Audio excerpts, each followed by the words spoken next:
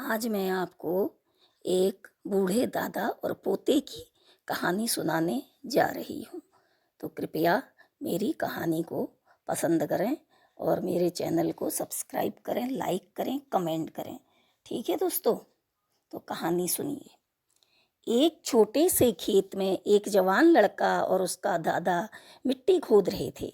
वे मिट्टी को पलट रहे थे, उसकी गांठों को तोड़ रहे थे ताकि मिट्टी उस वर्ष की बुआई के लिए अच्छे से तैयार हो सके।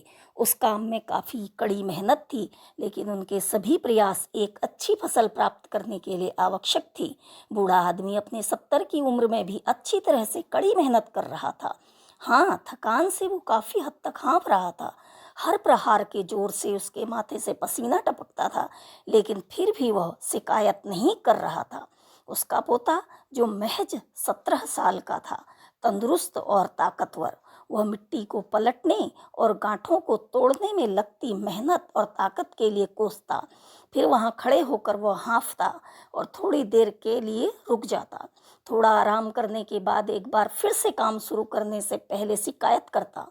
थोड़ी देर बाद युवा पोता देखता है कि उसके दादाजी ने जितना काम कर जमीन को तैयार किया, वो खुद ने की तैयार की जमीन से बहुत ज़्यादा है। दादाजी, जब आप इतने बूढ़े हो, फिर भी आपने मुझसे इतना अधिक काम कैसे किया? पोता अपने दादा से पूछता है। दादाजी ने उसे जो जवाब दिया, उसे इसकी उम्मीद नहीं थी। जब हम किसी काम को मुश्किल मानते हैं और उसके बारे में ज़्यादा सोचते हैं, तो सच में मुश्किल हो जाता है, और हम बिना सोचे जब उसे करते हैं और करते ही रहते हैं, तो वो आसान हो जाता है। पोता थोड़ा अचंभित हो जाता है, इसलिए दादाजी अपनी बात जारी रखते हैं।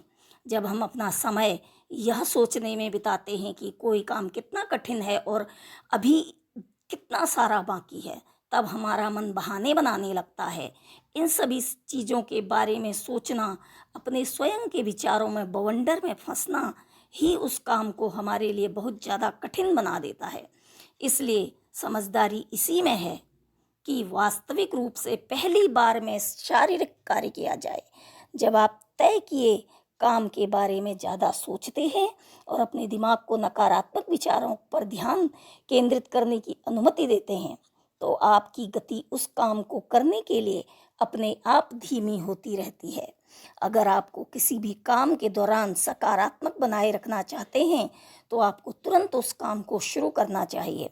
और अगर देखना और सोचना है, तो जितना आप आगे बढ़ें, यानी कि जितना काम आपने अच्छे से खत्म कर लिया है, उसे देखें ना कि जो बाकी है उसे उसके बारे में विचार करें। ऐसा करने से एक सुखद और सकारात्मक एहसास आपको उस काम को लगातार करते रहने की ऊर्जा देता रहेगा।